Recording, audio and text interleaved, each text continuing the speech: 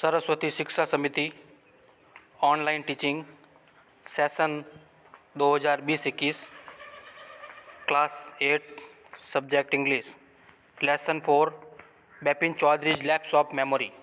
बिपिन चौधरी की याददाश्त में कमी।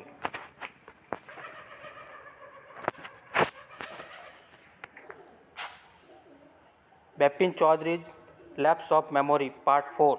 प्यारे भैया बहनों, बिपिन चौधरी की याददाश्त में कमी, इसके 3 भाग का अध्ययन हम कर चुके हैं।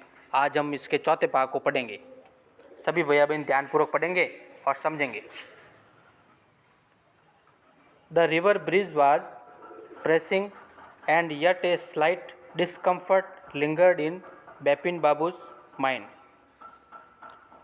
The river bridge was pressing and yet a slight discomfort lingered in Bipin Babu's mind। Bipin Babu car में बैठ करके उस स्थान से निकलते हैं और उतरने के बाद एक नदी की ताज़ी हवा चल रही थी। And yet a slight discomfort lingered in Bipin Babu's mind. नदी की ताज़ी हवा भी उनके मस्तिष्क को शांति नहीं पहुंचा सकी। उनका दिमाग अभी भी विचलित सा था।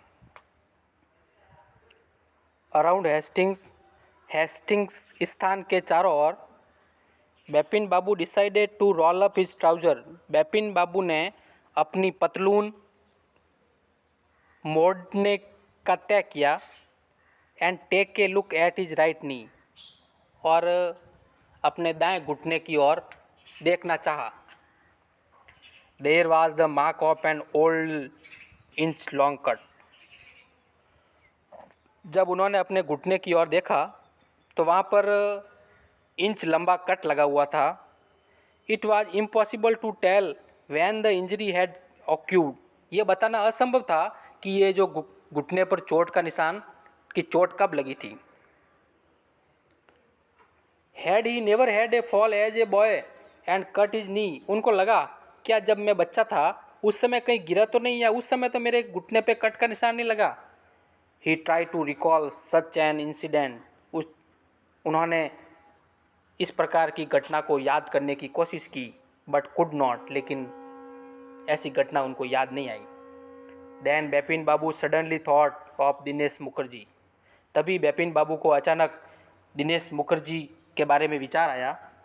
The man had said that Dinesh was in Ranchi. उस व्यक्ति ने कहा था कि उस समय दिनेश रांची में था। एट द सेम टाइम, उसी समय। The best thing surely would be to ask him. सबसे अच्छा ये रहेगा कि निश्चित करने के लिए उनसे पूछा जाए। ही lived quite near in Bennington street.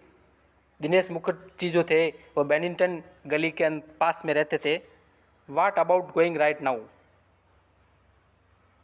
सही क्या है, वो इसके बारे में क्या बता सकते थे।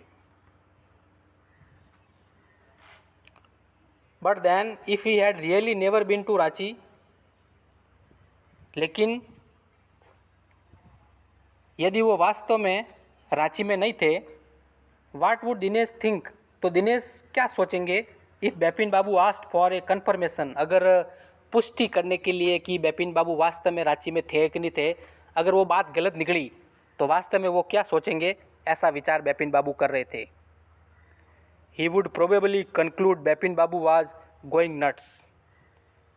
वास्तव में वो कंफर्म करना चाहते थे कि बिपिन बाबू जो है वहाँ पे गए थे कि नहीं गए थे।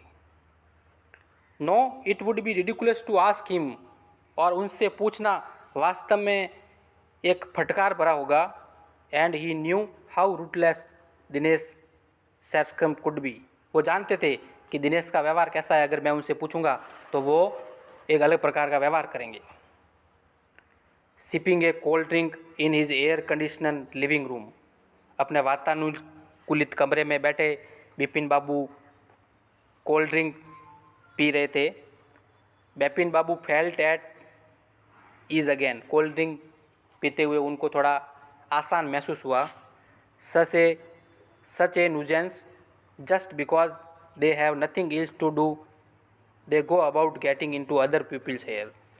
उनको लगा कि दिनेश मुखर्जी को पूछना एक ऐसा होगा जैसे दूसरे व्यक्ति के बालों में हाथ लगाना है, मतलब किसी प्रकार की कठिनाई में पड़ना और दिनेश मुखर्जी को पूछना, दोनों एक प्रकार की बात हो सकती है, इसलिए उन्होंने पूछना उचित नहीं समझा। आज जो हमने पढ़े हैं उनमें से कुछ कठिन शब्दार्थ हैं, सभी भैया बहन इन कठिन शब्दार्थ को लिखेंगे और याद भी करेंगे। पैराग्राफ से संबंधित 2 प्रश्न उत्तर सहित दिए हुए हैं, उनको भी लिखना और याद करना। धन्यवाद।